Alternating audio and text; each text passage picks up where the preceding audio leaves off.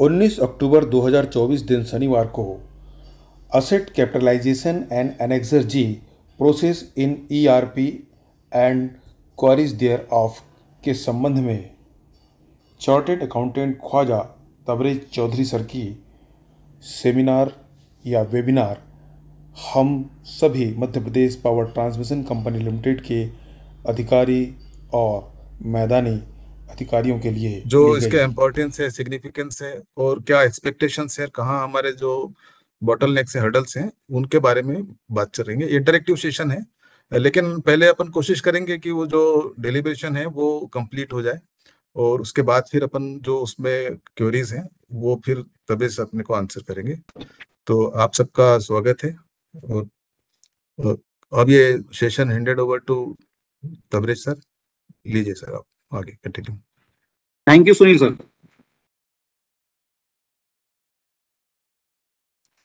जैसा कि आप सभी देख रहे हैं, आज का टॉपिक है asset capitalisation and exchange related process ERP problems and solutions thereof. अपना जो प्रेजेंटेशन है उसका फ्लो ऐसा है कि पहले हम समझेंगे कि प्रॉपर्टी प्लांट एंड इक्विपमेंट क्या चीज है, किस चीज को प्रॉपर्टी प्लांट। हेलो, सभी पार्टिसिपेंट से रिक्वेस्ट है कि चूंकि पार्टिसिपेंट्स ज्यादा हैं, इंटर डिपार्टमेंट का ये सेशन रखा गया है, तो सभी लोग थोड़ा सा एथिक्स का पालन करेंगे, अपने माइक्स म्यूट रखेंगे, वीडियो बंद रखेंगे। केवल जो प्रेजेंटर हैं वो बोलेंगे, जिनको कोई क्वेश्चन करना है पहले वो हैंड रेज करेंगे, बाद में ये सेशन रखेंगे क्वेश्चन आंसर का। थोड़ा सभी लोग माइक अपने म्यूट करेंगे प्लीज। सर कंटिन्यू करिए। जी जी, तो जैसा मैं बता रहा था कि हमारा फ्लो ऐसा है कि पहले हम बेसिक डेफिनेशन एसेट किस चीज को कहते हैं वो समझेंगे, कब उसको रिकॉग्नाइज करना है हमारी बुक्स में वो समझेंगे, और किस चीज को उस एसेट की कॉस्ट में रिकॉग्नाइज करेंगे ये समझते हैं। फिर हम अपने रियल प्रॉब्लम्स पे आएंगे। सबसे पहले ये जो डेफिनेशन है, ये इंडियन अकाउंटिंग स्टैंडर्ड, जो कि institute of chartered accountants of India, जो कि स्टैट्यूटरी बॉडी है अकाउंटिंग की अपने इंडिया में, उसकी जो स्टैंडर्ड है उसके हिसाब से ये डेफिनेशन दी गई है। उसके हिसाब से कोई भी प्रॉपर्टी प्लांट या equipment when it is eligible to be classified as an asset, उसके लिए तीन कंडीशन है। सबसे पहले, it should be able to be used in the production or supply of goods or services। इसका मतलब वो किसी वस्तु के उत्पाद में या वस्तु या सेवा के प्रदाय में इस्तेमाल की जा सकता। अपने केस में जैसे अपन सबस्टेशन है, लाइंस हैं, ये सप्लाई ऑफ इलेक्ट्रिसिटी में यूज होती हैं। इसके अलावा ऐसी कोई चीज जो हम रेंट पे दूसरों को दे सकते हैं, अपने केस में अपन लाइंस हायर पे देते हैं दूसरों को, या वो चीज एडमिनिस्ट्रेटिव पर्पस के लिए यूज होती है। फॉर एग्जाम्पल, ऑफिस में फर्नीचर्स या एसी जो यूज होते हैं, they are eligible for to be used for administrative purposes.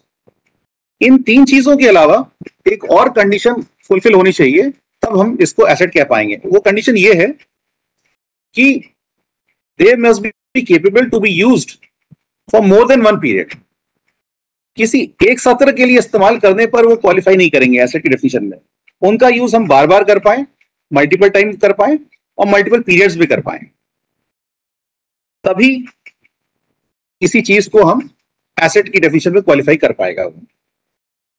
एक बार मैं फिर से बोल रहा हूं कि a property plant and equipment should be capable, is an tangible item which can be used in either first in the production or supply of goods or services, or for rental to others, or for administrative purposes।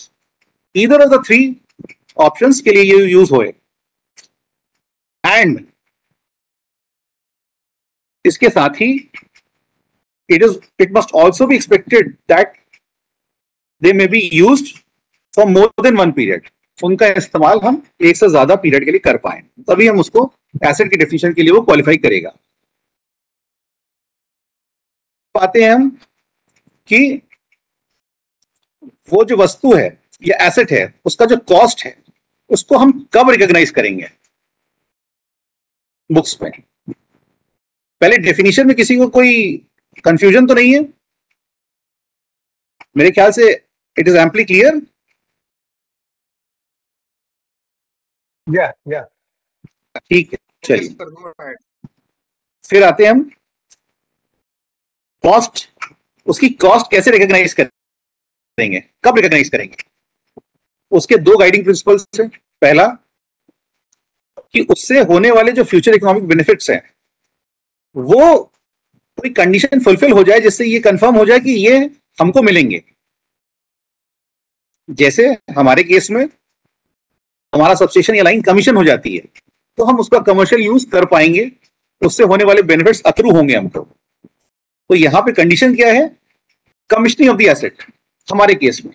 तो ऐसे ही यहां पे उसकी cost हम तब recognise करेंगे as asset books में जब उससे होने वाले जो फ्यूचर इकोनॉमिक बेनिफिट्स है वो हमको अक्रू होंगे, ऐसी कोई कंडीशन फुलफिल हो जाए, कंफर्म कर दे।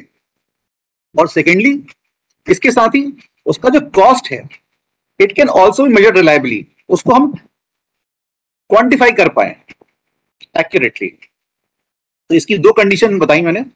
पहली यही कि फ्यूचर बेनिफिट्स उससे होने वाले जो है वो अक्रू हों कंपनी, एंड सेकेंड उस कॉस्ट को हम रिलायबली मेजर कर पाए।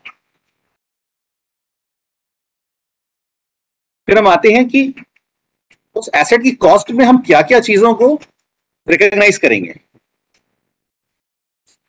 फर्स्ट पॉइंट है कि the purchase price paid to acquire an asset and any tax paid on its purchase provided that tax is non refundable.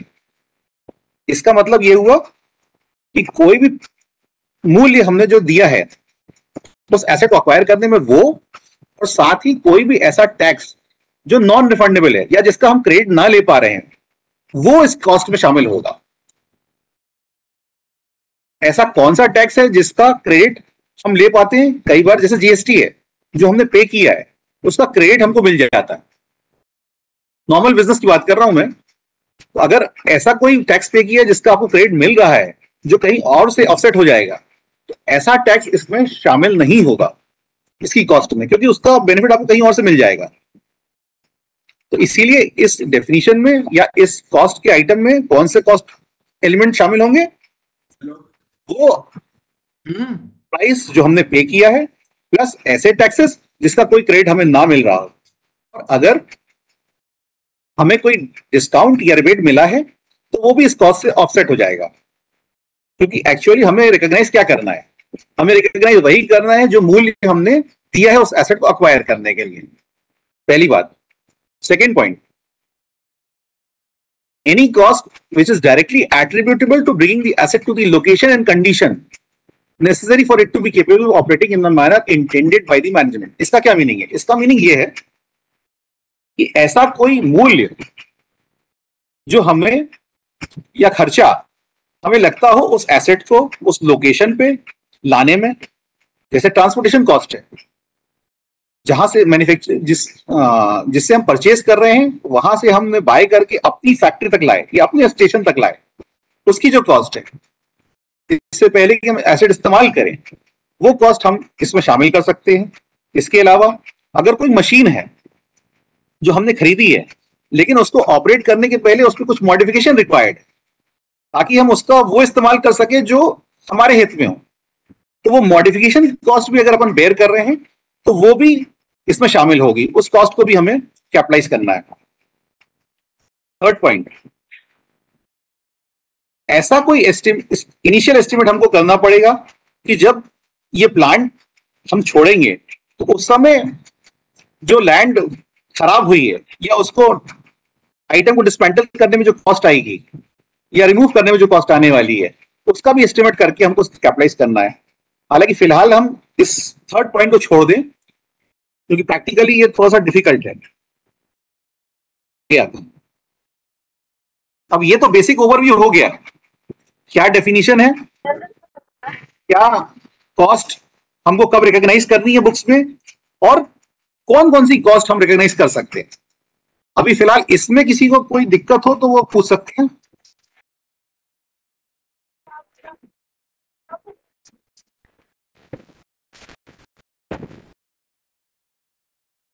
Clear है मेरे ख्याल से आपको? मेरे ख्याल से बेसिक है, आगे चलते हैं।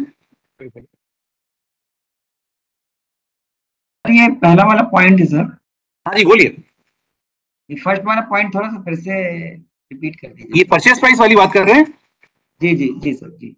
देखिए इसमें क्या है, हमने जो मूल्य चुकाया है उस एसेट को अक्वायर करने में, वो, और मान लीजिए बाहर से ये एसेट हम लेके आए हैं, उसके ऊपर जो हमने इंपोर्ट ड्यूटी दी है वो भी इसमें शामिल होगा।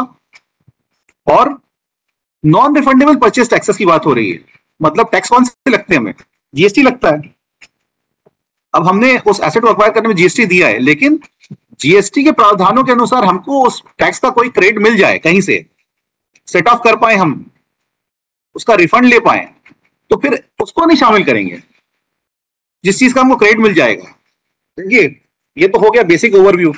अब ये बेसिक ओवरव्यू और ये हम क्यों डिस्कस कर रहे हैं, अब आता है असली सवाल। असली सवाल ये है कि एक डेटा निकाला गया ईआरपी में 18 सितंबर 24 को, जिसके हिसाब से 1500 करोड़ का सीडब्ल्यूआईपी आज भी पेंडिंग है कैपिटलाइजेशन के लिए। इस 1500 करोड़ में से अगर हम सिर्फ अपने फील्ड ऑफिसेस, ईएसटी कंस्ट्रक्शन, एम&आई और टीएनसी विंग को कंसीडर करें, उनका डेटा सिर्फ देखें, तो 1762 प्रोजेक्ट ऐसे हैं जो आज भी पेंडिंग है और उनके अगेंस्ट में 1300 करोड़ रुपए का कैपिटलाइजेशन पेंडिंग है। ये पूरा डिस्कशन इसीलिए हो रहा है, ये कंपनी कैसे इन 1500 करोड़ या 1300 करोड़ कैपिटलाइज कर पाए और इसका भविष्य में बेनिफिट ले पाए। अब ये इनका कैपिटलाइजेशन नहीं होने से कंपनी को क्या हानि हो रही है, हम इस पे आते हैं। क्या नेगेटिव इंपैक्ट है, क्या दिक्कत है? इसका रिपरकशन ये है कि कंपनी को कोई भी फाइनेंशियल बेनिफिट उसके किए हुए इन्वेस्टमेंट पे नहीं मिल पा रहा है। ऐसा क्यों? ऐसा इसलिए कि जो भी कैपिटल एक्सपेंडिचर होता है उसका बेनिफिट कंपनी अपने टैरिफ में डेप्रिसिएशन के माध्यम से लेती है, और डेप्रिसिएशन तभी लगता है जब वो एसेट कैपिटलाइज हो जाए। उसके पहले हम इसका कोई भी फाइनेंशियल बेनिफिट नहीं ले सकते, और अगर हमने एसेट कैपिटलाइज नहीं किया तो कंपनी को डेप्रिसिएशन टैरिफ में नहीं क्लेम कर पाएगी, जिसके कारण उसके अगेंस्ट में उसको रेवेन्यू नहीं मिलेगा। साथ ही अगर हम ये भी सोचें कि 1500 करोड़ जो कंपनी ने कई सालों से लगा रखा है, जिसका कोई बेनिफिट हम नहीं उठा रहे हैं, उसके ऊपर ब्याज की भी हानि हो रही है, और जितनी देर हम कर रहे हैं उतनी ही ये हानि बढ़ती जाएगी, जो कहीं दिख नहीं रही है। लेकिन आप समझ सकते हैं कि 1500 करोड़ कितना बड़ा अमाउंट है, और उसके ऊपर ब्याज की हानि भी एक बड़ा अमाउंट ही होगी। इस बात को समझ गए मेरे ख्याल से सारे लोग कि मुद्दा क्या है? जी क्लियर है सर, आगे चलिए आगे आते हैं। हमारी जो एसेट कैपिटलाइजेशन की प्रोसेस है उसमें मेन क्या समस्याएं हैं, मैं उनको बताता हूं। पहला क्या हो रहा है कि हम एक ही प्रोजेक्ट में मल्टीपल एनेक्सर जी बनाते हैं। इससे क्या हो रहा है कि एक ही सबस्टेशन और लाइन बार बार कैपिटलाइज हो रही है। इससे क्या होता है, इससे यह हो रहा है कि एक एसेट के अगेंस्ट में सिस्टम जब भी एनेक्सर जी बनाता है तो एक नया एसेट जनरेट कर रहा है। इशू क्या हुआ कि एक्चुअल में तो एक ही सबस्टेशन है, लेकिन सिस्टम में उसके मल्टीपल सबस्टेशन क्रिएट कर दिए क्योंकि हमने अलग अलग एनेक्सर जी बनाए हैं। अब इससे क्या हो रहा है, इससे यह हो रहा है कि जैसे सबस्टेशन की लाइफ 25 साल है, एग्जांपल के लिए मान लें, तो 1 जनवरी 2024 को आपने पहली बार कैपिटलाइज किया, आपका एसेट कमीशन हो गया है। 25 साल चलेंगे, 31 मार्च 1 अप्रैल की मैंने बात करी, 1 अप्रैल 24 को 25 साल जोड़ेंगे तो 31 मार्च 49 तक ये एसेट चलनी चाहिए। अब क्या हुआ, आपने 1.5 साल 2 साल के बाद जाके एक और नया कनेक्शन जी बनाया इसी एसेट के अगेंस्ट में, तो वो मान लीजिए मना 1 अप्रैल 26 को। तो सिस्टम क्या कर रहा है, उसकी भी लाइफ 25 साल है, लेकिन उसकी लाइफ कहां से स्टार्ट करता है, 1 अप्रैल 26 से। तो वो उसकी लाइफ डिफाइन करता है सिस्टम 1 अप्रैल 31 मार्च 2051, जबकि एक्चुअल में जो स्टैंडर्ड लाइफ है वो 31 मार्च 49 के बाद जा नहीं सकती, लेकिन सिस्टम में, अपने सिस्टम में वो लाइफ हो गई है 31 मार्च 51 तक, जो कि गलत हो रहा। जो हमारे स्टैंडर्ड प्रोविजंस है या स्टैट्यूटरी प्रोविजंस है उसको भी हम फॉलो नहीं कर रहे हैं। हम जो मल्टीपल कैपिटलाइजेशन कर रहे हैं उसका ये दुष्परिणाम हो रहा है, जो अभी तक सामने आया नहीं है, लेकिन कभी भी ये किसी भी ऑडिट में ये आ सकता है।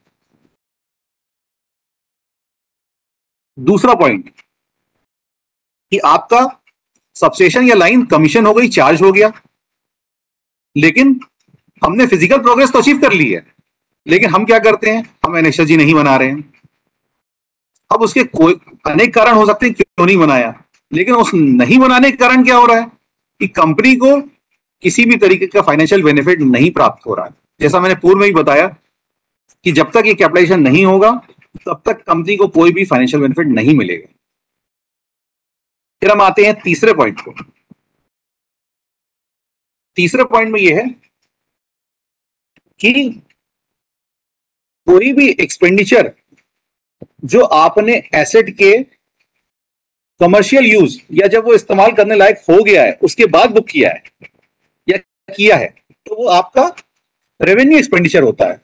रेवेन्यू एक्सपेंडिचर को आपको अपनी बुक्स में प्रॉफिट एंड लॉस अकाउंट में ट्रीट करना होता है, जबकि हम क्या कर रहे हैं, हाँ, तो अभी ये हो रहा है कि हमारा एसेट चार्ज हो गया है, कमीशन हो गया है, लेकिन हम उसके बाद भी जो एक्सपेंडिचर इनकर कर रहे हैं उसको भी कैपिटलाइज करते जा रहे हैं, जबकि होना ये चाहिए कि उसको हमको अपने जिस दिन एसेट आपका चार्ज हो गया या कमीशन हो गया या आपने रेडी टू यूज उसको घोषित कर दिया है, तो उसके बाद जो भी एक्सपेंडिचर होगा उसको आपको अपनी, हमारी जो अभी की एक्टिविटी है, जो हम एसेट कैपिटलाइज कमीशन या चार्ज होने के बाद भी फिर एसेट उसका बना रहे हैं, वो किसी भी समय ऑडिट की नजर सकती है। इसमें एक चौथा पॉइंट भी है कि हमको जो हमारा प्रोजेक्ट मास्टर है उसमें फिनिश डेट दी होती है, उस पर भी ध्यान देना चाहिए। अगर वो फिनिश डेट आ रही है और एसेट नहीं बना है तो हमें पीएनडी को पहले ही रिक्वेस्ट पोस्ट कर देनी चाहिए कि इसकी फिनिश डेट एक्सटेंड कर दें। हो क्या रहा है, वो फिनिश डेट पूरी निकल जाती है, फिर उसके बाद सारी गतिविधियां ईआरपी रोक देता है और फिर हम जागते हैं। इस कारण बहुत डिले हो रहा है। समय पे अगर हमने सूचना दे दी है कि अभी एस्टिमेट क्लोज नहीं करना है, अभी इसमें कार्य बाकी है और इसकी फिनिश डेट एक्सटेंड कर दी जाए, तो हम ये होने वाली देरी से बच सकते हैं। ये तो अपन ने समस्याएं देखी। अब इनके पॉसिबल सॉल्यूशंस हैं। पॉसिबल सॉल्यूशन क्या है? पॉसिबल सॉल्यूशन ये है कि जब तक अति आवश्यक ना हो तो हम कमीशनिंग या चार्ज करने की कोशिश ना करें एसेट को, और पहले ये इंश्योर करें कि जो भी उससे संबंधित एक्सपेंडिचर है वो बुक हो गया हो। यहां मैंने पहले ही कहा कि जब तक अत्यावश्यक ना हो, अत्यावश्यक है कि नहीं इसका निर्धारण हमारा उच्च कार्यालय करेगा। अभी क्या हो रहा है, हम अपनी फिजिकल प्रोग्रेस दिखाने के लिए उसको एसेट को कमीशन या चार्ज तो कर देते हैं, जबकि उसमें कुछ एक्सपेंडिचर बुक होना बाकी रहता है। यह भी एनएक्सआरजी प्रिपरेशन की देरी का कारण बनता है। फिर दूसरा, हम कोशिश करें कि जितनी जल्दी हो सके एनएक्सआरजी बना दें। जैसे ही हमारी फिजिकल कंस्ट्रक्शन, फिजिकल प्रोग्रेस आ गई हो, कंस्ट्रक्शन हो गया एसेट का या कंप्लीट हो गया एसेट, तो हम उसका एनएक्सआरजी बना दें, अपनी तरफ से देरी ना करें। तीसरा, मल्टीपल कैपिटलाइजेशन जो हम कर रहे हैं अभी, मल्टीपल एनएक्सआरजी प्रिपेयर जो हो रहे हैं सिस्टम में, वो ना करें। कोशिश करें कि एक बार में कंप्लीट करने की कोशिश करें। चौथा, आज ये जो समस्या है कि इतने करोड़ों के प्रोजेक्ट पेंडिंग है कैपिटलाइजेशन के लिए, इसको करना है तो कैसे करना है। तो हमने कोई डेटा बनाया है जिसके हिसाब से हमने सेग्रीगेट किया है कि 2018 तक कितने प्रोजेक्ट्स थे, उनके केस में कितना CWIP पेंडिंग है, फिर 2019 और 21 के बीच में जो प्रोजेक्ट सैंक्शन हुए हैं उनमें कितने प्रोजेक्ट्स हैं और वो कितने पेंडिंग है उसमें, उसके अलावा फिर 2021 और उसके बाद के प्रोजेक्ट्स हैं, 2022 और उसके बाद के प्रोजेक्ट्स हैं। तो 2022 और उसके बाद के प्रोजेक्ट्स में ये पॉसिबिलिटी हो सकती है कि अभी भी उनमें कार्य चल रहा हो, लेकिन 2019 और 21 के जो प्रोजेक्ट हैं ये ERP में बने हैं, और चूंकि 2021 के बाद भी 3 साल 4 साल हो चुके हैं, तो संभव है कि ये सारे कार्य हो गए हों और आज भी ये पेंडिंग है। ऐसे प्रोजेक्ट लगभग 455 हैं और इनमें 760 करोड़ है, और ये 760 करोड़ लगभग 1500 करोड़ का आधा है। हम इनको टारगेट कर सकते हैं पहले फेज में, और ये शायद आसानी से भी हो जाए क्योंकि सारा डेटा इनका ERP में मौजूद है।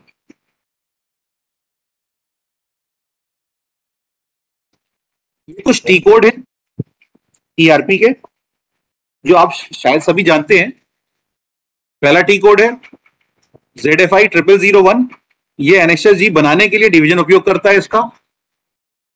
दूसरा टी कोड ZFI 0002 जो अपना सर्कल ऑफिस है वो इसको अनुमोदन देने के लिए यूज करता है। तीसरा टी कोड है ZFI 0003 जो हेड ऑफिस नेगेटिव NSSG को अप्रूव करने के लिए यूज करता है। चौथा टी कोड है ZFI 0004 जो finance cell final NXSG approval के लिए और एसेट क्रिएशन के लिए यूज करता है। पांचवा टी कोड है हमारा ZFI _NXSG पेंडिंग। इस रिपोर्ट से हर कॉस्ट सेंटर अपना कौन सा NXSG पेंडिंग है प्रिपरेशन के लिए वो देख सकता है। फिर CJ20N है, ये प्रोजेक्ट मास्टर। सर ये रिपीट कर रहे हैं टी कोड फिर से, क्या बोल रहे हैं? लास्ट वाला टी कोड सर रिपीट कर दें प्लीज सर। ये ZFI _NXSG पेंडिंग, ये एक रिपोर्ट है जो हर कॉस्ट सेंटर वाइज उसके पास कितने NXSG या प्रोजेक्ट पेंडिंग है बनाने के लिए वो दिख जाएगा। आपको तो इसी पे कार्य करना है, तो आपके पास रेडीमेड रिपोर्ट है जिससे आप निकाल सकते हैं कि कौन से प्रोजेक्ट्स हैं हमारे जिनमें NXSG बनना बाकी है। फिर आपका CJ20N है, ये प्रोजेक्ट मास्टर होता है। किसी भी प्रोजेक्ट की कौन सी डेट है, कब से स्टार्ट हुआ है, कब उसकी फिनिश डेट है, आपका किसने उसमें आजकल उसमें एक नया टैब भी दे दिया गया है कि किसने उसमें पैसा जमा कराया। अगर वो कंज्यूमर कंट्रीब्यूशन का प्रोजेक्ट है तो उसमें मेंटेन कर सकते हैं हम कि कितना पैसा जमा हुआ है, किसने किया है, कब किया है। फिर हमारा CJI3 है, CJI3 जो जिसको देख के आप उस प्रोजेक्ट में कितनी बुकिंग आई है या वो बुकिंग सेटल हुई है कि नहीं हुई है इसका अनुमान लगा सकते हैं। और कभी भी NXSG हम बनाएं उसके पहले ये कंफर्म करें कि CJI3 रन करें और देखें कि कोई भी बुकिंग सेटलमेंट के लिए पेंडिंग ना हो, क्योंकि सेटलमेंट के लिए अगर बुकिंग पेंडिंग रहेगी तो वो बुकिंग कैपिटलाइजेशन में नहीं आएगी। आप जब NXSG प्रिपेयर करने जाएंगे तो वो बुकिंग नहीं दिखेगी आपको और वो फिर पेंडिंग रह जाएगा और उसके लिए फिर से आपको NXSG बनाना पड़ेगा।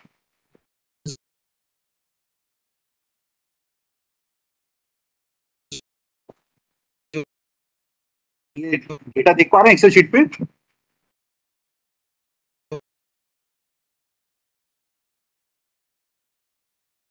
भी रहेंगे। चंद्रकांत जी दिख रहा है डेटा ये एक्सेल शीट? सर इसको फुल स्क्रीन पे कर दीजिए। एक मिनट, फुल स्क्रीन तो है। आधी सीट दिख रही है।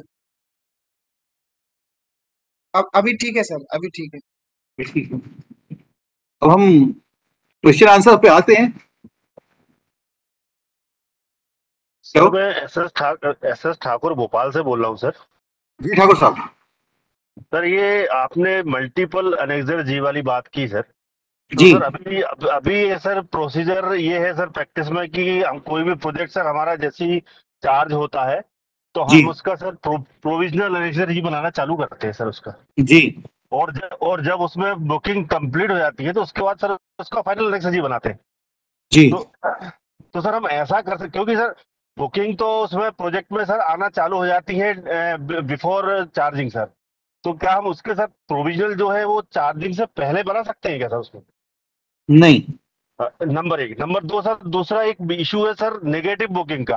ये सर ये चीज सर सेटल नहीं हो पाती है सर, नेगेटिव बुकिंग वाली। और काफी एनेक्सर सर इसके चक्कर में सर पेंडिंग रहते हैं सर। देखिए तो सर ये जी नेगेटिव एनेक्सर जी के कारण काफी सारे हैं, लेकिन जो पहला कारण है और जो मुझे दिखता भी सिस्टम में कि 2018 में जब ये ईआरपी आया है सर। उसके पहले क्या होता था कि कोई भी डिटेल में, आज तो हम सब मॉनिटर कर सकते हैं कि इस प्रोजेक्ट में कितनी बुकिंग है क्या है, उस समय जी। कोई भी मॉनिटरिंग का जरिया था नहीं। एक्सेल में लोगों ने, हम अकाउंट सेक्शन की बात कर रहा हूं मैं, चूंकि मैं उसको हेड भी करता हूं, जी वहां डेटा मेंटेन करने की कोशिश करी और उसी डेटा को ट्रांसपोर्ट किया अपन ने ईआरपी के अंदर। उस डेटा में भी काफी कमियां हैं, जिसके कारण एक प्रोजेक्ट का डेटा दूसरे में, दूसरे का एक में दिखता है। राइट।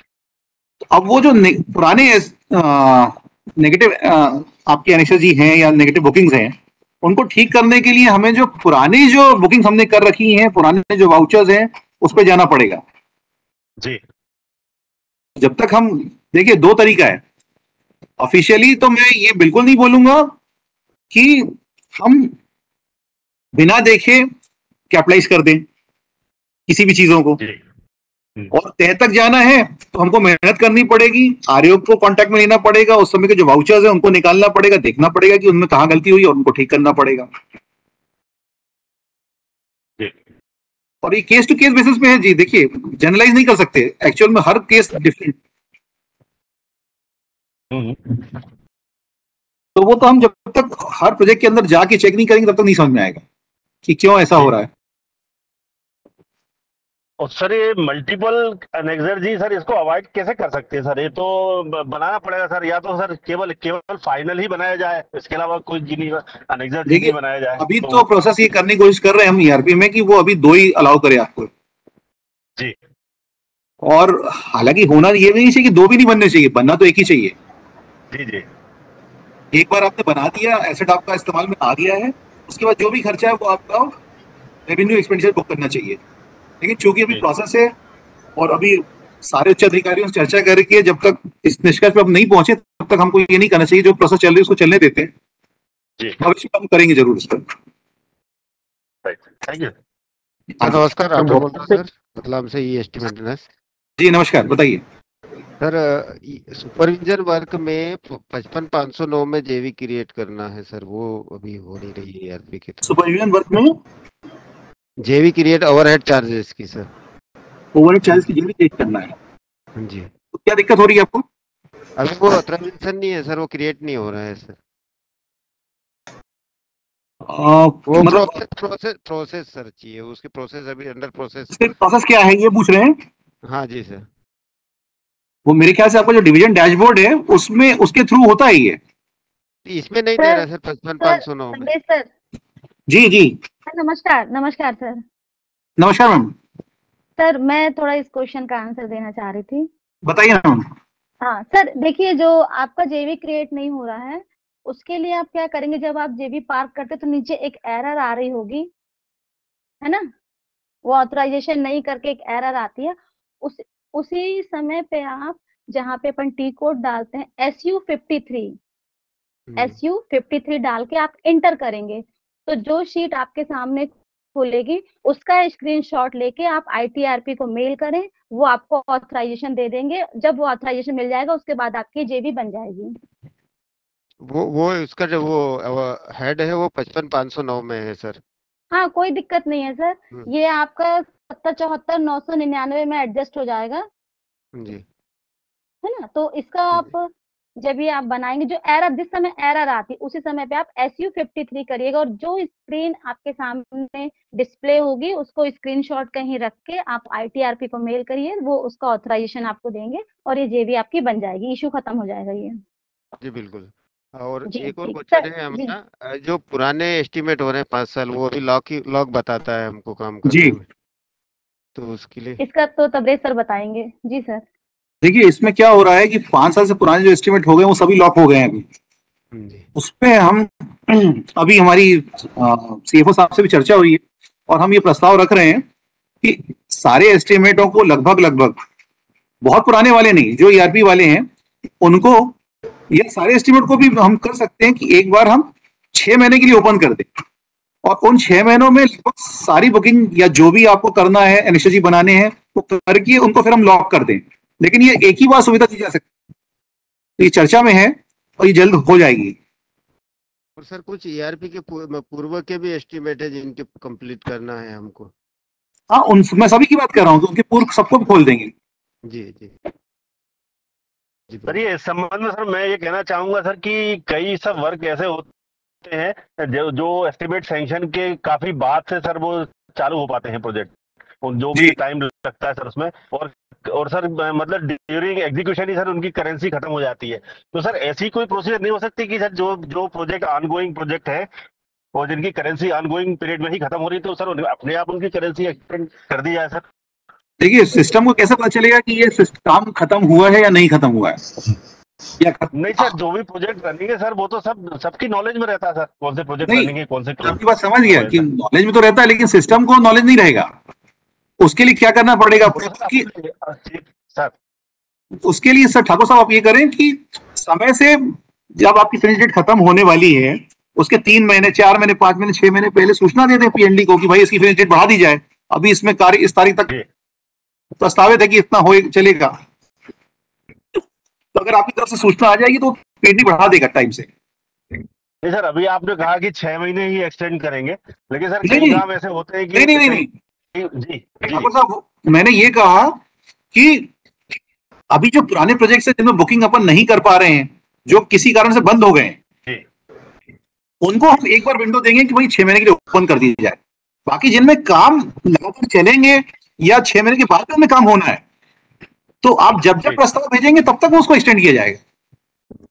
यस। भोपाल से नमस्कार सर, मैं उज्जैन से राजेश सक्सेना बोल रहा हूँ। सर ये हमारे यहाँ कुछ 3 प्रोजेक्ट में ओवरहेड मल्टीपल टाइम पे बढ़ के जुड़कर आ जाता है और वो 1800, 1200, 1300 रुपए रहता है। 3 कैपेसिटर बैंक है, हमने 2 बार इसकी कंप्लीशन रिपोर्ट भी सबमिट कर दी, लेकिन वो लगातार बने हुए हैं, वो फिर दिखने लगते हैं। ओवरहेड के कारण हर बार मल्टीपल जो एनेक्सर जी बनाने पड़ रहे हैं हमको। इसके 2 कारण हैं। पहला कारण तो ये है कि आपने एनेक्सर जी बना दिया और हेड ऑफिस से अप्रूव नहीं हुआ वो, या आपके सर्कल ऑफिस में पड़ा था या हमारे पास आके पड़ा था और अप्रूव हुआ नहीं है। आपकी तरफ से तो बन चुका है, उसके बाद भी सिस्टम उसके अंदर ओवरहेड चार्ज कर देता है। हाँ जी सर, तो बार नहीं, हमने हमारे एसी ऑफिस से तो अप्रूव करा लिया। नहीं, आपने एसी ऑफिस ने अप्रूव कर दिया, अब हमने नहीं किया मान लीजिए, अच्छा, तो भी सिस्टम उसमें ओवरहेड चार्ज कर देगा। लेकिन फिर कितनी बार बनाया? कम से कम हमने पिछले 3 कैपेसिटर बैंक है हमारे, बहुत छोटे छोटे से आते हैं, वो 1000, 1200, 2000 रुपए हर बार जुड़ के। नहीं, मैं आपकी बात समझ गया जी। अब उसके लिए भी हम उसका हल ढूंढ रहे हैं और अब कोशिश ये कर रहे हैं कि जिस दिन आप अपनी तरफ से फाइनल एनेक्स बना देंगे उसके बाद सिस्टम ईआरपी में कोई भी बुकिंग उस प्रोजेक्ट में ना करने दे।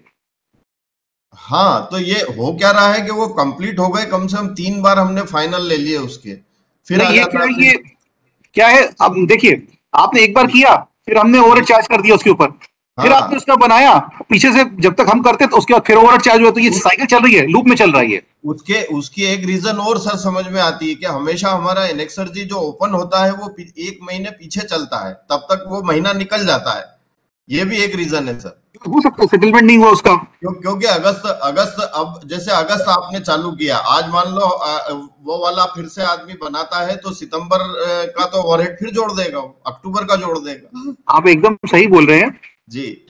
इसके लिए भी प्रयास जारी है कि हम ऐसा प्रोग्राम पे काम कर रहे हैं आईटीआईपी वालों के साथ कि ये एनएसआर जो है ये हमेशा ओपन रहेगा।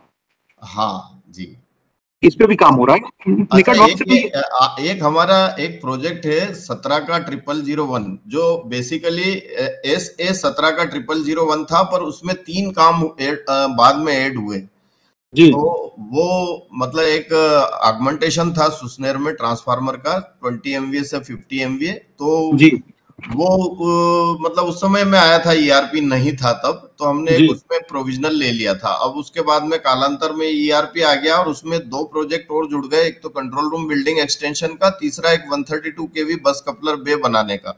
जी तो अभी हमारी मकरन सर से एक बार बात हुई थी, तो दोनों है सेम वो, लेकिन उसको एक को SS 17 का 0001 कर दिया। तो अभी हमें गाइड किया कि आप उसमें 17 एक ही में ले आए, तीनों जो है, ताकि वो एक ही प्रोजेक्ट में रहेगा पैसा। तो हमने बाकी तो कर दिया, लेकिन कुछ ऐसा फंड है जो हम नहीं जेवी के थ्रू ट्रांसफर कर सकते, वो CFO ऑफिस से ही होगा, तो वो वाला हमको करवाना है एक।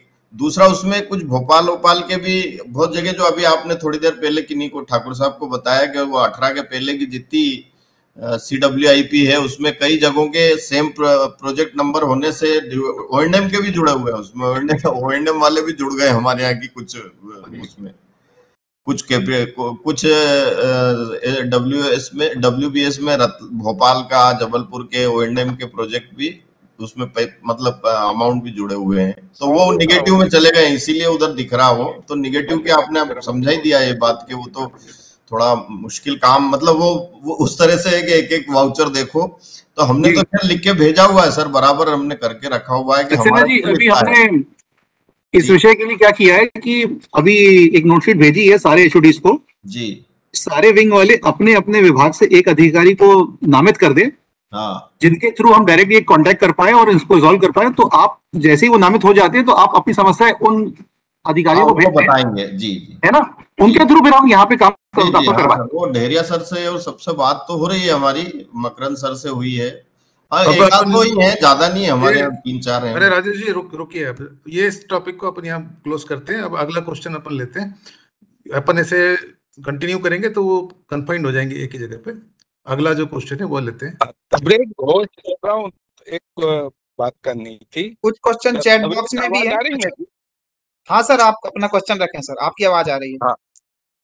हाँ तबरेज, मैं ये बोलना चाह रहा था कि आप एक जो अभी CWIP की जो आप लिस्ट है वो एक सर्किट का सभी को, तो जो अभी के CWIP देख रहे हैं जो क्लोज नहीं हुए हैं जी सर, तो उसमें जो पर्टिकुलरली 17 के पहले के एस्टिमेट हैं जिसमें 98% काम हो चुके हैं, उनके एनेक्चर जी किन्हीं कारणों से अगर नहीं बने हैं तो हम उसको जो जैसा आपने सजेस्ट किया 5-6 महीने के लिए एक बार वन टाइम वो खोल देंगे, तो हम सभी को मदद मिलेगी फील्ड वालों को कि उसके एनेक्चर जी कंप्लीट कर लें।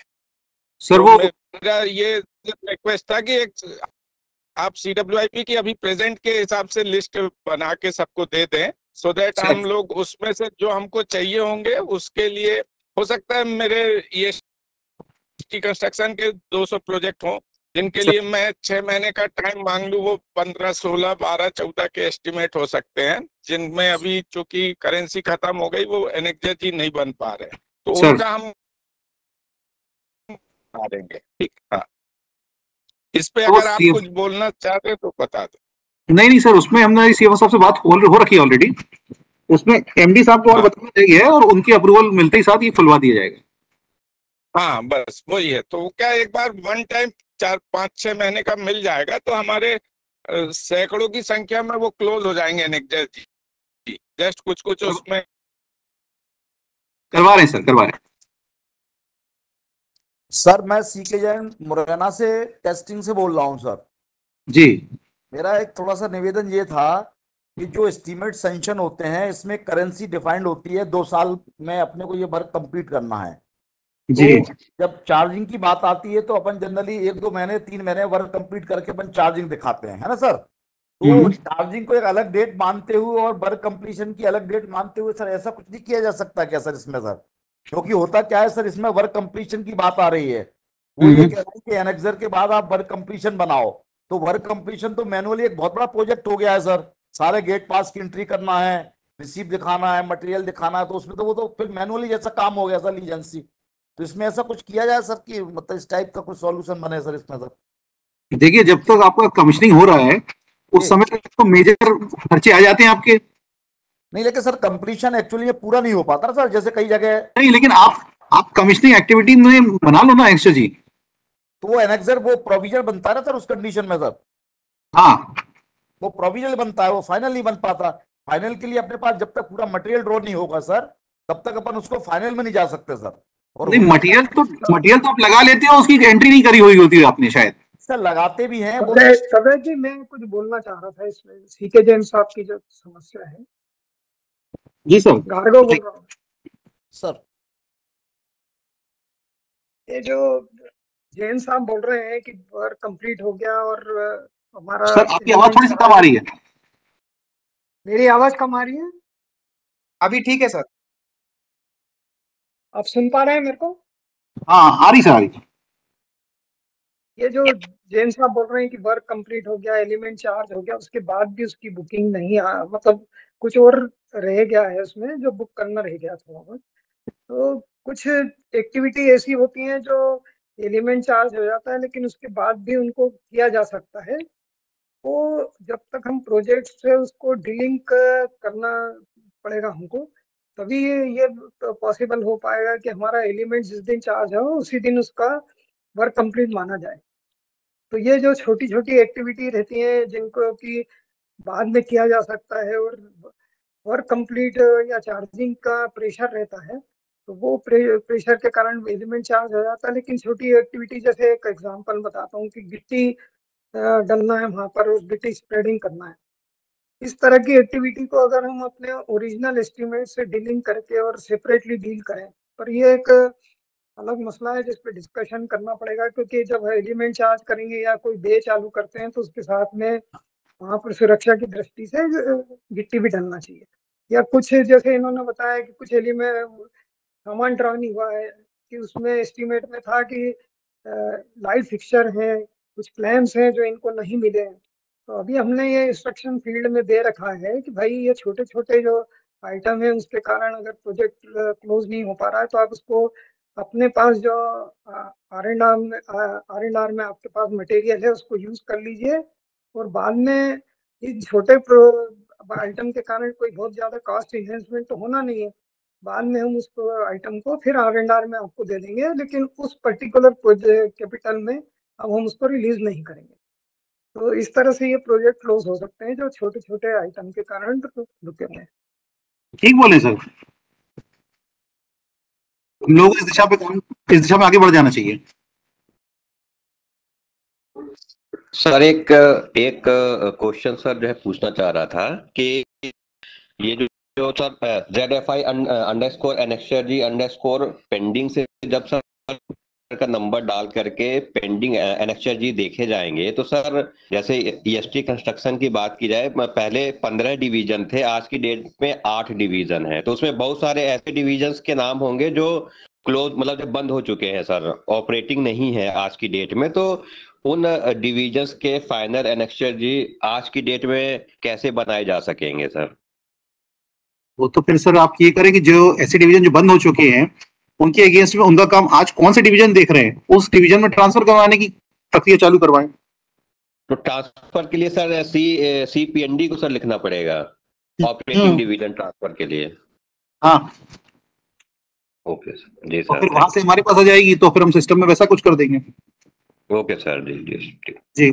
सर ट्रांसफर के लिए सर नमस्ते, अनिल लाठी बोल रहा था। नमस्कार सर। ट्रांसफर के लिए हमने भी बहुत सारे PND को दिए हैं कि हमारे मतलब इसमें शो कर रहे हैं जबकि वो हमारे नहीं है एस्टीमेट। तो सर इस पे कुछ कार्रवाई जल्दी हो जाएगी तो दूसरे डिवीजन को मालूम पड़ जाएगा कि ये हमारा है और हमको क्लोज करना है। आगे से दौड़ा के पकड़ के सर अपन ऑफिस में PND के साथ एक ज्वाइंट मीटिंग कर लें, वहां पे डिसाइड कर लेते हैं। हाँ कर सकते हैं सर। और दूसरा सर ये था कि जो मीटिंग हुई थी आपके साथ, उसमें बताया था कि अपन लाइबिलिटीज फिक्स करके भी एस्टिमेट को क्लोज कर सकते हैं। तो लाइबिलिटीज के संबंध में भी कोई क्लियर कट मतलब इंस्ट्रक्शन मिल जाएंगे तो जो लाइबिलिटीज क्रिएट करके अपन एस्टिमेट को मेन एस्टिमेट को क्लोज कर सकते हैं। उसमें बाद में बिलिंग वगैरह कैसे क्या पास कर सकते हैं, अगर इसके संबंध में कोई क्लियर कट निर्देश मिल जाएंगे तो बहुत सारे एस्टिमेट क्लोज कर सकते हैं। लाइबिलिटीज क्रिएशन वही है सर कि आपने एस्टिमेट लगा लिया कि मेरा इतने काम है, काम तो हो चुका है, तो इतने काम हुआ है, बस बिल नहीं आया उसका, तो आपने सिस्टम में एक JV या जो भी आप जिस प्रक्रिया से उस कॉस्ट को बुक कर रहे हैं वो लगा ली है और लाइबिलिटी क्रिएट कर ली है, और जब बिल आया है तब उसका पेमेंट किया है। ठीक है तबले सर, अभी कुछ चैट बॉक्स में क्वेश्चन डाले हैं, अपन एक एक करके उनको भी ले लें ताकि वो भी ना रह जाएं। उनके माध्यम से और दूसरे लोगों का भी समाधान हो जाएगा सर। हेलो चैट बॉक्स तो ये क्वेश्चन रोक रहे हैं, ये पहले चैट बॉक्स वाले ले लें, अभी आप लोग होल्ड करिएगा। चैट बॉक्स कहाँ से दिखेगा इसका? ये इधर साइड में चैट, मैं क्वेश्चन पढ़ रहा हूँ सर। सुभाष साकोरीकर सर हैं, ऐसी साहब। इनका क्वेश्चन है sir, why multiple annexure G is created in system and how to prevent it. इसको आंसर करेंगे सर।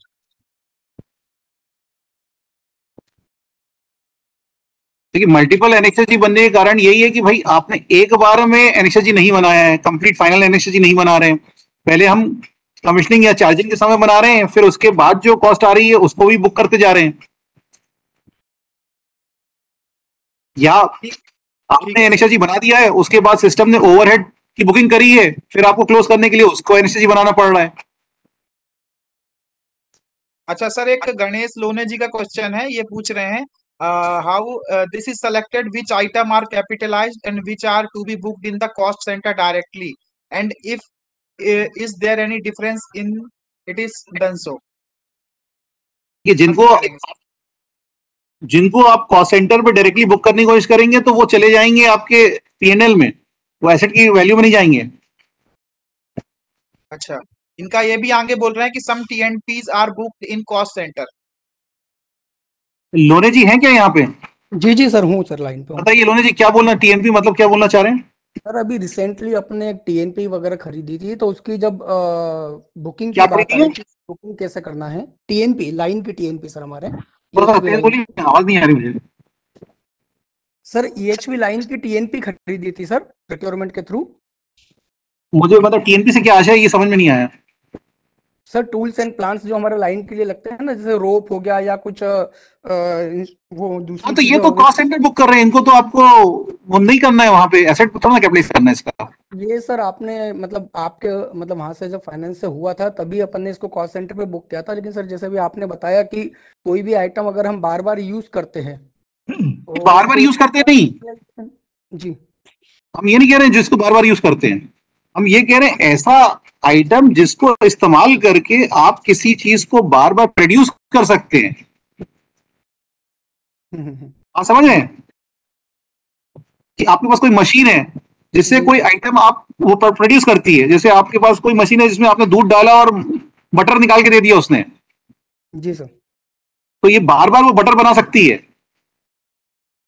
जी अब सिर्फ दूध डालने को नहीं कैपिटलाइज करना है। जी जी समझ गए? हाँ समझ गया सर। ठीक है सर, एक नेक्स्ट क्वेश्चन मोनी सुइके जी का है, ये पूछ रहे हैं capping issue faced by field officer during passing of OPGW bill, how to resolve, please answer this sir. Capping तो लिमिट है, उसमें आपका जो ऑर्डर की वैल्यू रहती है उसकी लिमिट डली हुई है ईआरपी में, उससे एक्सीड करता है तो ये दिक्कत करेगा। ओके सर, रितेश सर हैं ग्वालियर टेस्टिंग डिवीजन 2 से, इनका क्वेश्चन है sir, why R&R expenditure are not being capitalized. R से क्या आशय है पहले इनसे ये बताएं रितेश कुमार जी। रितेश सर, R&R मतलब रिन्यूअल एंड रिप्लेसमेंट का वर्क जो रहता है ना, मतलब कोई ब्रेकर खराब हो गया उसको बदल दिया। सर ब्रेकर खराब हो गया, ब्रेकर खराब हो गया उसको बदला है, या सीटी को बदल दिया है। सर वो तो रिपेयर है अपना, मतलब सबस्टेशन है उसका कोई आइटम खराब हो गया है तो अपन बदलेंगे, तो रिपेयर मेंटेनेंस ही है। तो सर क्वेश्चन वही है कि वो उसमें कैपिटलाइज्ड क्यों नहीं हो रहा है, expenditure are not being capitalized. उससे सर्किट ब्रेकर बदलने से उसकी कैपेसिटी ना तो इंप्रूव हो रही है, जो थी वो पहले की मेंटेन हो रही है। या देखिए दो चीजें, या तो उसकी कैपेसिटी इंप्रूव हो जाए, या 10 साल चलने वाला था आपको 20 साल चल पाए, उसकी लाइफ इंप्रूव हो रही है। ऐसा कोई मेजर चीज नहीं है, नॉर्मल वो है। रिप्लेसमेंट में तो लाइफ बढ़ेगी ना जी, रिप्लेसमेंट में तो लाइफ बढ़ेगी ना। कोई 10 साल ब्रेकर सर्विस दिया है, 25 साल की उसकी लाइफ है, 10 साल बाद हमने उसको रिप्लेस सर्किट ब्रेकर कैपिटलाइज नहीं कर रहे, अपन सबस्टेशन कैपिटलाइज कर रहे हैं। एक्चुअली क्या है रितेश जी, वो बे कैपिटलाइज हो रही है, और जो आपका ब्रेकर खराब हो गया उसमें 20 साल तो सर्विस दी नहीं आपको। तो इसलिए वो उसको कैपिटलाइज नहीं कर पाएंगे, क्योंकि वो ब्रेकर पूरे 25 साल चलना था, वो 10 ही साल चला अभी तो आपका, और बे ऑलरेडी कैपिटलाइज हो चुकी है 25 साल के लिए।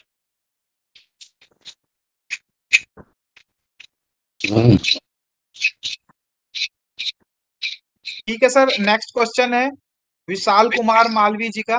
वो पूछ रहे हैं some estimates which are revised with new estimate, old estimates are shown in ZFI 0001, we mention those estimates for removal. ये शायद सजेशन देना चाह रहे हैं, इस पे कमेंट सर आपके।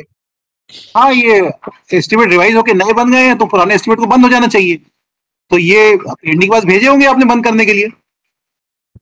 सर पीएनडी के पास। Hello sir. हाँ जी, नमस्ते, विशाल बोल रहा हूँ जी नमस्कार। सर। ये राइटिंग में दिए हैं, लेकिन ये मतलब 3-4 बार अपन ने लिख दिया है, उसके बावजूद भी बंद नहीं हो रहा है। हमें लिस्ट में अभी भी दिख रहा है स्टिल। आप अपने वो डिस्कस कर लेंगे मालवी जी बाद में। Yes sir. जी ठीक है। और एक विजय कुमार जी है सर, उनका क्वेश्चन है निगेटिव एनेक्सर जी के बारे में कुछ बताएं सर। देखिए, बात हुई ना कि नेगेटिव एनालिसिस जी किस पहले के टाइम में काफी चीजें ऐसी हैं जिनके कारण आए हैं। कुछ हो सकता है कि पुरानी जो बुकिंग ट्रांसफर हुई है कुछ, या उनके मल्टीपल प्रोजेक्ट एस्टिमेट बने हो, उनमें बुकिंग शिफ्ट करने के कारण हुआ हो। तो वो तो एक्चुअल में जब तक अपन कारण देखेंगे नहीं उनके प्रोजेक्ट में जाके, तब तक पता नहीं चलेगा क्या है। सिमिलर क्वेश्चन भारत पाटिल जी का भी है सर, वो भी यही बोल रहे हैं ERP लाइव होने के साथ साथ संपादित किए जा रहे थे, मतलब जो ओल्ड प्रोजेक्ट थे उन प्रोजेक्ट में ERP के माध्यम से और RO के माध्यम से भी बुकिंग कर दी गई थी, जिसके कारण बुकिंग रिपीट हो गई है। उन्हें कैसे दूर किया जा सकता है? उसमें से जो बुकिंग अलग करनी है, एक बुकिंग को डिलीट कर दें, रिवर्स एंट्री बना दें उसकी। ठीक है, कुछ क्वेश्चन है सर जो पार्टिकुलर है जिसमें छतरपुर, तो ये बाद में डिस्कस कर लेंगे। और भी जो जनरल क्वेश्चन है पहले वो देख लेते हैं। राजेंद्र विनोते जी पूछ रहे हैं how to deal old transformer booking in estimate against replacement of transformer. Old transformer को अलग करना चाहिए एस्टिमेट से। उसकी जो बुकिंग है, जो वैल्यू है, उसको अलग कर देना चाहिए अपने को। Okay, thank you sir. Chat box के सारे क्वेश्चन हमने ले लिए हैं, अगर और भी कोई क्वेश्चन हो तो पोस्ट करें, पूछ सकते हैं। और एक ये था कि आज की मीटिंग में सबसे ज्यादा लोग 300+ पार्टिसिपेंट्स ऐड थे, सभी लोगों को थैंक यू। और अभी हम चंद्रकांत जी। जी हेलो, अरे मैं अपना जो क्वेश्चन मैंने किया था उसका मैं सर सुन नहीं पाया, तो तबरे सर रिक्वेस्ट है सर, थोड़ा सा एक बार रिपीट कर देंगे जी। पूछ लीजिए सर जी। वही R&R को कैपिटलाइज क्यों नहीं करते? जैसे सर ट्रांसफार्मर का तो हम ऑगमेंटेशन का एस्टीमेट कैपिटलाइज करते हैं, अब बड़ा इक्विपमेंट है, CT है, उनको कैपिटलाइज क्यों नहीं करते? देखिए, इसका एक कारण, ये एक एग्जांपल समझे अपन, जैसे कार है जी, टायर खराब हो गया है, टायर हम बदलेंगे तो कैपिटलाइज नहीं करना है। लेकिन कार का इंजन खराब हो गया है जी, इंजन बदलेंगे, क्योंकि अगर इंजन नहीं बदला तो कार तो चलेगी ही नहीं। मतलब हम अपने सब स्टेशन पे फिर एक बात माने कि इंजन केवल ट्रांसफार्मर ही है, बाकी और सब आइटम हमको कैपिटलाइज नहीं करने हैं। अभी अपन यही मान के चल रहे हैं। अच्छा, क्योंकि क्या होता है फिर आगे जाके जब हमें R&R एक फिर, अब मान लीजिए हमने आइटम बदला, ब्रेकर बदला, आज से फिर 15 साल बाद उस ब्रेकर को फिर बदलना है, तो जी, उसका डेप्रिसिएशन तो निकालना ही पड़ेगा। क्या बोले? वही जैसे आपने कोई ब्रेकर में बदला, सर्किट ब्रेकर, उसकी लाइफ 10 साल है, कोई 10 साल बाद हमको उसको फिर R&R में बदलेंगे, तो अब हमें उसको सर्वे ऑफ करने के लिए फिर उसका डेप्रिसिएशन तो करना ही पड़ेगा। नहीं, वो देखिए फिर दो तरीके, वो अगर आपको उस समय ये निर्धारण करना पड़ेगा कि क्या उससे लाइफ बढ़ रही कि नहीं बढ़ रही आपकी एसेट की, सर्किट ब्रेकर की नहीं, सब्सटीट्यूशन। हाँ, बिल्कुल बढ़ेगी, क्यों नहीं बढ़ेगी? तो वही बोलो ना, निर्धारण करना पड़ेगा, कंपनी को ये डिसाइड करना पड़ेगा कि ये एक्चुअल में बढ़ेगी कि नहीं बढ़ेगी, इसकी पॉलिसी बनानी पड़ेगी। ठीक है सर, बाद में डिस्कशन करके इसका और आप रिजोल्यूशन ले सकते हैं। और एक क्वेश्चन है सर, कॉस्ट ऑफ स्पेयर्स की बुकिंग कौन कौन से वर्क में लगाना चाहिए?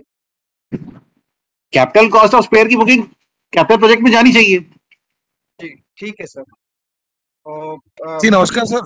सर ये एक हमारा ये था कि कुछ दूसरों की एनेक्सर जी हमारे इसमें दिख रही है डिवीजन केस में, जैसे ये इस चीज से संबंधित है, तो वो हट जाए तो ऐसे कुछ स्पेसिफिक केस है पाटीदार जी, आप सरिता मैडम है उनसे बात कर सकते हैं, हाँ, ये मैडम सारी जी को भी प्रॉब्लम बता सॉल्व हो रखा है। जाएंगे।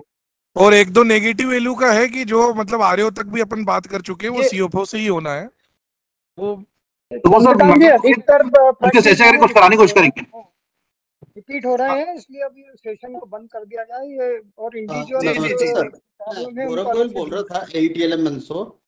सर इसमें सुपरविजन के जो वर्क रहते हैं सर, उसको कैपिटलाइज कैसे करना है सर? जैसे मटेरियल इरेक्शन की एंट्री होती नहीं है सर उसमें, सुपरविजन वर्क में ओनली यदि कोई मॉडिफिकेशन वर्क है ओनली ERS की एंट्री होती है सर, तो उसमें कैसे करना है सर? मॉडिफिकेशन वर्क है मतलब यदि सर कोई लाइन है सर, जी। उसके नेशनल हाईवे आ रहा है सर, तो लाइन को मॉडिफाई करते हैं सर।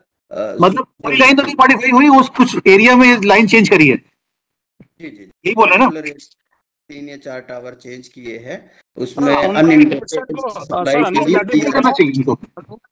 सर अनिल लाठी बोल रहा हूँ मैं, गौरव जी का क्वेश्चन है उसको मैं ये कह रहा हूँ कि अपन ने ERS किराए पे दिया एक तरह से, उसको लगा मतलब लगा के कंटिन्यूटी सप्लाई की मेंटेन रहे, पर उसकी बुकिंग अपन उससे लेते हैं तो उसको बुकिंग कैसे करना है, ये क्वेश्चन है मेन। इससे बोले सर, एक बार रिपीट कर दें। हाँ, ERS हमने किराए पे दिया है लगा के, जिससे कि सप्लाई की कंटिन्यूटी मेंटेन रहे। किसको दिया सर आपने? मतलब जैसे कहीं मॉडिफिकेशन का काम करा NHI के लिए, तो NHI को मतलब अपनी सप्लाई की कंटिन्यूटी मेंटेन करने के लिए ERS हमने मतलब डिपार्टमेंटली लगाया, उसका इरेक्शन का बिल पास करते हैं हम लोग और उसकी बुकिंग करते हैं, उसी के प्रॉब्लम के लिए वो पूछ रहे हैं कैसे करना सर, है। ये जो मॉडिफिकेशन शिफ्टिंग के कार्य हैं जिनमें कोई कैपेसिटी नहीं बढ़ रही और कोई लाइफ नहीं बढ़ मतलब रही है, उनका ये कहना है कि बाकी सब काम तो कंपनी मतलब सुपरविजन में हुआ है, सब मटेरियल से लेके सभी सामान उसने लगाया, केवल अपन ने ERS लगाया, उसका बिलिंग हुआ है अपनी वो तो साइड पैसा से। उसने अलग से लिए है ना? हाँ, अलग से लिया, उसका एस्टीमेट में प्रोविजन रहता है, तो वो भी कैपिटलाइज करना है कि उसका कुछ और कोई एस्टीमेट में बुक करके उसको मतलब उसके एस्टीमेट में कुछ तो बुक होगा, अपन ने उससे खास तो लेंगे। वो तो पैसा मिला है अपने, कोई खर्चा कैपिटलाइजेशन नहीं तो होना किया चाहिए ना, कैपिटलाइजेशन मतलब वो कंटिन्यूशन में उपयोग में ही है मटेरियल, तो अपना मतलब कंज्यूम नहीं हो मटेरियल। वही तो बोलो सर, ये पैसा अपने को मिला है, कोई खर्चा नहीं किया अपन ने। नहीं, पैसा हाँ अपने को मिला है, ऐसे किराए के रूप में मिला है अपने को, ERS का किराए का। साहब खर्चा भी किया है, लेकिन वो अपन ने एसेट जो लगाया था ERS उसको निकाल लिया है बाद में। नहीं, वो तो अलग जगह से, जब अपन ने ERS लिया था तभी ले लिया ना, बुक कर लिया खर्चा अपन ने। हाँ, खर्चा ERS लगाने का पैसा उससे लिया है कंज्यूमर से, लेकिन वो अपन ने ERS इसलिए लगाया कि सप्लाई कंटिन्यू रहे, लेकिन बाद में जब अपन उसको करते हैं लाइन को थ्रू करते हैं तो ERS निकाल लेते हैं। अरे सर, ये ERS सिर्फ इसी लाइन के लिए थोड़ा लिया था आपने? सर वो उनका क्वेश्चन ये नहीं है, क्वेश्चन ये है कि ERS लगाने का अपन ने कंज्यूमर से तो पैसा लिया है, ठीक तो है, उसको बुकिंग कैसे करना है सर? वो बुकिंग कैसे करना है उसमें, मतलब सुपरविजन वर्क में अपन कोई सामान तो नहीं लाते हैं, केवल बाकी सब काम वो करता है, केवल अपन ERS लगाते हैं और उसकी भी बुकिंग आती है, इरेक्शन जो चार्जेस है वो अपन उससे लेते हैं। तो सीधा सर एक JV लगा के इनकम बुक करनी है, जिसमें पैसा जो दे रहा है वो उसको डेबिट करेंगे और जो इनकम का कोड है उसको क्रेडिट करेंगे। तो सर वो थोड़ा सा एक बार थोड़ा कहीं भी सर्कुलर निकाल दें, बहुत सारे केस हैं ऐसे, मतलब लगातार अपन ERS या जो भी हैं आप थोड़ा सा गाइडलाइन इशू कर दें, तो ये सुपरविजन वाले वर्ग में, बाकी सब में तो फॉर्म C बनाते हैं सर सुपरविजन में अपन, तो फॉर्म C के अलावा इसकी बुकिंग कैसे करना है? मतलब फॉर्म C में तो केवल जो मटेरियल वो लाया और जो मतलब लाइन में लग गया है उसकी तो आ जाएगी बुकिंग, पर ERS के संबंध में कोई वो नहीं है गाइडलाइन, वो उसी के संबंध में इसका नोट भेज दें मेरे पास या ईमेल कर दें, तुम करवा दें कुछ ना कुछ इसका। ठीक है सर, मैं आके मिलता हूँ फिर, जैसा आपको सर स्पेसिफिक क्वेश्चन हम लोग बाद में डिस्कशन कर सकते हैं। मैं एक स्पेसिफिक कार्गो सर कुछ कह रहे थे सर, मैं एक स्पेसिफिक क्वेश्चन रेज कर रहा हूँ। मेरा ये कहना है, सबने पहले ही डेफिनेशन दे दी है कि इंडियन AS में सेक्शन 16 में जो असेट होते हैं किसके उसको अपने को कैपिटलाइजेशन करना है, वही कैपिटलाइजेशन किए जा सकते हैं, जैसा कि चार्टर्ड अकाउंटेंट की बैलेंस शीट में आता है सर। यहाँ तक हम समझ रहे हैं सर? जी जी, तो स्टैंडर्ड की डेफिनेशन में जो फॉल करेगा उसी को कैपिटलाइज करना है। तबरेज घोष बोल रहा हूँ, मेरे हिसाब से ये जो ERS वाला ये सॉर्ट ऑफ सर्विसेज प्रोवाइड की है हमने, इसमें हाँ तो सर, कुछ तो एसेट बोल रहा में हूँ। तो अपने को बदलना नहीं वही बात है नहीं नहीं मतलब सर, ये अपन ये बोले सर्विसेज इसमें दी है सिर्फ हमने और उसके चार्जेस हमने ले लिए हैं, ये सर इसमें एसेट इनकम बुक करनी है अपने को। कैपिटलाइजेशन में नहीं आएगा। कैपिटलाइज नहीं होगा। नहीं नहीं सर, इसकी सिर्फ इनकम बुक करने की जरूरत है, बस उसमें एसेट कैपिटलाइजेशन कहीं कुछ नहीं आएगा। बस इनकम बुक करना है और एक्सपेंडिचर वो बुक हो जाएगा, वो कैपिटलाइज में नहीं आएगा, कैपिटलाइजेशन में। वही हम चाह रहे हैं, इनकम कैसे बुक करना, उसके ऊपर कोई गाइडलाइन मिल जाएंगे तो हम सब निकाल देंगे सर, निकाल देंगे। ठीक, बस वही चाह रहे हैं हम लोग भी। सर और भी जो टॉपिक रहेंगे नेक्स्ट सेशन में ये सारी चीजें कवर की जाएंगी आप लोगों के डिमांड पे। तो अभी सर ये सब जो तबरेज सर ये जो सेशन था इसको एक बार समराइज कर देंगे। जी जी सर एक बोलिए बोलिए। एक मेरा क्वेश्चन था सर, एक क्वेश्चन सर मेरा है सर कि सर हमारा एक प्रोजेक्ट था सर 400 kV आस्था उज्जैन लाइन सर जी, वो कंप्लीट हो गया है सर, और हमने उसमें जितनी भी बुकिंग आई थी सर उसका प्रोविजनल सबका बना है, और फाइनल सर इसलिए नहीं बना है कि जो लास्ट प्रोविजनल बनाया उसके बाद कोई बुकिंग नहीं आई है सर उसमें। ठीक है। तो हमने सर एक लेटर भी लिखा था कि जो हमारा आखिरी प्रोविजनल बना है उसी को फाइनल कंसीडर किया जाए, तो सर अभी तक लेकिन कुछ नहीं हुआ सर, उसमें ऐसा हो सकता है सर क्या? सर नमस्कार सर। सर मेरे एक बस एक डाउट था सर, थोड़ा सा। अखिलेश प्रजापति बोल रहा हूँ सर, EST बड़वा। बोलिए। सर एक्चुअली सर एक मेरा बड़वा 220 में ट्रांसफार्मर आया था, रिपेयर यूनिट आई थी, वो कई जगह से आई थी। ओरिजिनल ट्रांसफार्मर मेरे यहाँ आना था, फिर वो दूसरी जगह शिफ्ट हो गया, फिर मल्टीपल टाइप की हो रही है कि मैं समझ नहीं पा रहा हूँ। जो मैंने स्पेयर ट्रांसफार्मर जो मेरे यहाँ आया था उसकी बुकिंग किस एस्टीमेट में जाएगी, मेरे एस्टीमेट में जाएगी या पर्टिकुलर जहाँ से वो निकला था वहां जाएगी, और नए ट्रांसफार्मर की बुकिंग किस एस्टीमेट में जाएगी, और उसकी एक्सपीरियंस भी कई जगह से आई। वो सर इस कारण से मैं वो प्रिपेयर नहीं कर पा रहा हूँ उसका फाइनल, बहुत सारी बुकिंग उसमें शो कर रही हैं। सर देखिए, होना तो ये चाहिए कि जो ट्रांसफार्मर जहां लगा उसकी बुकिंग वहां होनी चाहिए, जी सर, है ना, लेकिन वो प्रैक्टिकल प्रॉब्लम्स आ सकते हैं उनकी बुकिंग करते समय। जी जी सर, तो देखने की जरूरत है। आपका केस एक बार आप अलग से डिस्कस करिएगा तो मैं बता दूंगा आपको। सर श्योर सर जी ठीक है। तबरेज सर जो आपने आज बहुत बढ़िया इसमें जो था किस तरह से एसेट कैपिटलाइज करना चाहिए, क्यों करना चाहिए और क्या उसकी डेफिनेशन है, मतलब स्टार्टिंग से लेके आपने बहुत अच्छा समझाया सर इस पूरे मैटर को, और बहुत ही इंटरेक्टिंग सेशन रहा अभी तक। मतलब जो है लोगों में क्वेश्चंस हैं, और ये एक सक्सेसफुल सेमिनार या वेबिनार जो भी होता है उसका एक कैरेक्टरिस्टिक है कि और क्वेश्चन डेवलप हो, ठीक है, ताकि उसमें जो है थिंकिंग है वो एक और डीपन हो सके, लोगों का नॉलेज शेयर हो सके। तो आपको बहुत बहुत थैंक यू सर, धन्यवाद। धन्यवाद परिवार की तरफ से थैंक यू। और फिर आगे और लगेगा सर तो आगे भी सेशन आपके कंडक्ट करेंगे। डेफिनेटली। और इस पे थैंक यू। जी जी जी सर, आप अपनी तरफ एक से कमेंट बस मेरा ये था कि ये वेबिनार का फायदा कंपनी को तभी मिलेगा जब ये 1500 करोड़ या 1300 करोड़ जो एनएचएजी की वैल्यू दिख रही है कम हो जाए। हाँ बिल्कुल मिलेगा सर, आपने जो नॉलेज दिया है उसके हिसाब से लोगों को समझ में आ गया इसकी जरूरत क्या है, क्यों है। अब वो लग के समझ के सारी चीजें करेंगे, और भी जो कुछ स्पेसिफिक क्वेश्चन रहेंगे तो जो हमारे हेडक्वार्टर वाले हैं जो लोग देखते हैं अपने अपने फील्ड के जो फील्ड वाले उनको बताएं, और वो फिर CFO से डिस्कस करके सारी चीजें मैटर सॉर्ट आउट होंगी। Thank you sir. Thank you.